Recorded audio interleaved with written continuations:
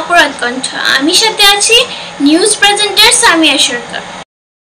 Majumdar Hossain Ismaili company, ওনার খুব একটা ভালো লোক, ওনার দানশীল। ওনার একটা স্কুল আছে স্বপ্নপূরণ একাডেমি, ওনার স্কুলে আমার প্রায় 150 লোক ছাত্র ফ্রি ওনার পড়াইতেছে, ফ্রি মাগনা। এমন একটা দয়াল ভালো লোক। এই লোকেরা মনে করে মিথ্যা মামলা দিয়া এই মার্ডার কেসে তারা ঢুকাইয়া আর এই মনে করে জেল কাটাইতেছে। কষ্টতে বুড়া মানুষ, অনেক কষ্ট হচ্ছে।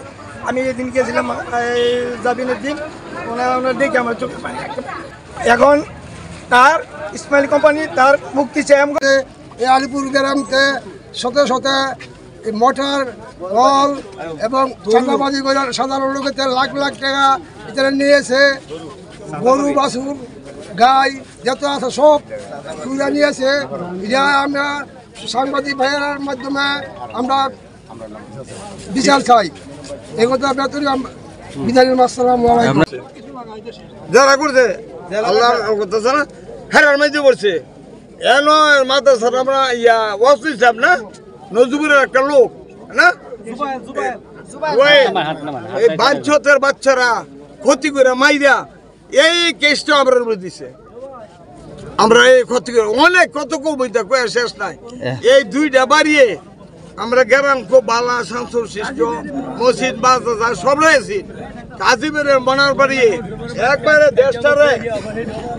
দেশটা ধ্বংস করেছে। আপনারা কি চান এখন? এটা আমরা শান্তি চাই, বিচার চাই আর শান্তি চাই। আপনার নামটা কি? আমার নাম আজিজুদ্দিন। কার বিচার চান সেটা নামটা বলেন। সবাই আমি কই যে মনি আরবান কাজী শাহজাহান কর্মহীন, তারা এই এলাকার ভিতরে চাঁদা জমি বিক্রি এবং ওয়ারিশ বিক্রি করে তারা এই গ্রামে দ্বন্দ্ব বাজায়। আমরা চাচ্ছি এই গ্রাম থেকে চাঁদাবাজি এবং এই গ্রামের ওয়ারিশ বিক্রি যারা করে, যারা নিশা বিক্রি করে, যারা বেকার, এই গ্রামের যারা এই সংঘর্ষটা বাজায়, আমরা তাদের বিচার চাই। যারা আজকে আমাদের এই ব্যানারে দেখতে পাচ্ছেন তারা এই হতা আমাদের এই গ্রামের মূল ঝগড়ার। এখানে আছে আজুল মোনা, তার ছেলে আনোয়ার মোনা, এরপরে আছে তাইজউদ্দিন যিনি মানব পাচার করেন, মূর্খ একজন ব্যক্তি, তিনি বেলে সিঙ্গাপুর, অস্ট্রেলিয়া, কানাডা লোক পাঠান। আমরা তাদেরও বিচার চাই এবং আমরা চাচ্ছি যারা আপনি জনপ্রতিনিধি যারা এই গ্রামে বা অন্য এলাকায় আছেন, আমরা চাই তাদেরকে এই বিচারের করার জন্য।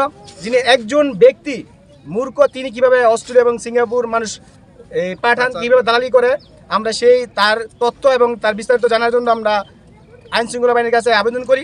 এরপরে গত 2 সপ্তাহ যাবৎ তারা মিথ্যা অপবাদ দিয়ে আমাদের বাংলাদেশের সুনামধন্য, বর্তমানে আমরা জানি যে যৌথ বাহিনী, তারা আমাদের দেশের জন্য কাজ করতেছেন এবং আমাদের দেশের যে অর্থনৈতিক এবং যারা মাদক পাচার এবং সন্ত্রাসী তাদেরকে নির্মূল করার জন্য আমাদের বর্তমান যিনি প্রধান উপদেষ্টা ডক্টর মোহাম্মদ ইউনূস, তিনি তাদের দিয়ে একটা যৌথ বাহিনী গঠন করছে। এই গ্রামের ভিতরে কখনো আমরা দেখি না যৌথ বাহিনী আসতে। তারা মিথ্যা অপবাদ দিয়ে আমাদের এই যৌথ বাহিনী সুনামের সাথে যারা কাজ করেন তাদেরকে আইনে বারবার এনে হয়রানি করতেছেন। এইখানে এই গ্রামের ভিতরে রাত্রে প্রায় 2 সপ্তাহে 2 বার আসছেন যৌথ বাহিনী। তারা শুধু মিথ্যা অপবাদ দিয়ে মিথ্যা কথা বলে আমাদের এই যৌথ বাহিনীকে কষ্ট দিচ্ছেন, এলাকা আনার জন্য বারবার হয়রানি করতেছেন। তো আমরা যারা বলবো, যারা মিথ্যা কথা বলেন এবং মিথ্যা বলে আমাদের প্রশাসন এবং আইন শৃঙ্খলা বাহিনী যদি প্রতারণা করতে পারে, আমাদের এলাকার সাধারণ মানুষ যারা আছে, যারা মূর্খ এবং দিন মজুর দিনে খাইটা খায়, তাদের কীভাবে প্রতারণা করবে না, এটা কীভাবে বিশ্বাস করা যায়? তো আমরা চাচ্ছি যারা এই এলাকার ভিতরে দ্বন্দ্ব বাজায়, যারা আমাদের এই যে মোনা গ্রুপ আছেন তাদের মতো লোকেরা যারা এই দ্বন্দ্ব বাজায় এবং চাঁদাবাজি করে, লুটপাট করছে, ভাঙচুর করছে, এমনকি গ্রামের সাধারণ মানুষের, গরিব মানুষের একটা টিউবওয়েল, যেটা 2830 টাকা একটা টিউবওয়েল, ওই টিউবওয়েলটা চুরি করে নিয়ে গেছে। এমনকি কোনো মোটর টিউবওয়েল কোনো গ্রামের, আমরা হিসাব করছি আমাদের গ্রাম থেকে প্রায় 100-র মতো টিউবওয়েল নিছে আর কয়েকশো মোটর চুরি হয়েছে।